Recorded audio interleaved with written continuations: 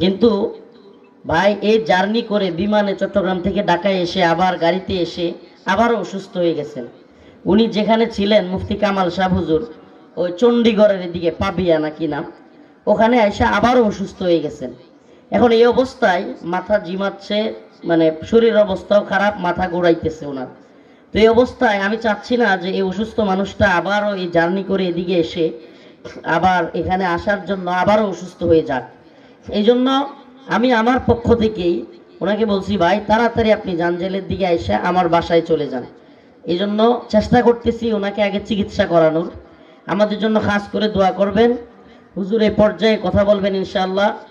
সারা বাংলাদেশে যে কয়জন আলেমের উপর সবচাইতে বেশি হাসিনা সরকার জুলুম করেছে, নির্যাতন করেছে, তাদের মধ্যে সবচেয়ে বেশি নির্যাতনের শিকার যে মানুষটা, তিনি হলেন শেখ জসিমউদ্দিন রহমানী হাফিজাহুল্লাহ।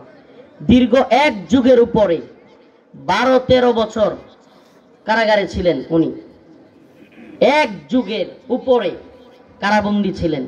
এই মানুষটা আজকে আমরা পেয়েছি। আমরা ওনার কথা শুনে যাব ইনশাআল্লাহ, দোয়া নিয়ে যাব ইনশাআল্লাহ। রাজি আছি তো ইনশাআল্লাহ? রাজি আছি তো? এবং আমার বিশেষ ইয়া থাকবে আপনাদের প্রতি, মাদ্রাসাটার প্রতি খেয়াল রাখবেন, সব সময় মাদ্রাসাটার সাথে থাকার চেষ্টা করবেন। আমি এলাকাবাসীকে মাদ্রাসার প্রতি যে আন্তরিকতা দেখেছি, এটা আসলে অবাক করার মতো। মাদ্রাসার প্রতি এলাকাবাসীর টান আছে। তো আমি চাই মাদ্রাসাটা যেন আরো উন্নতি হয়, দিন বদিন তরক্কি আমরা করতে পারি। সেজন্য পরামর্শ থাকলে পরামর্শ দিবেন।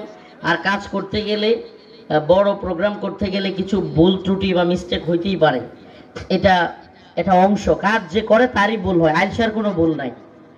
কাজ যে করে তারই ভুল হয়, অলসের কোনো ভুল নাই। অতএব ভুল ত্রুটি থাকতেই পারে।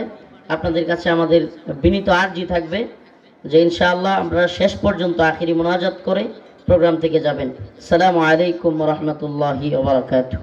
এখন আপনাদের সামনে বক্তব্য রাখবেন হযরতুল আল্লাম মুফতি শেখ জসিমউদ্দিন রহমানী হাফিজাহুল্লাহ।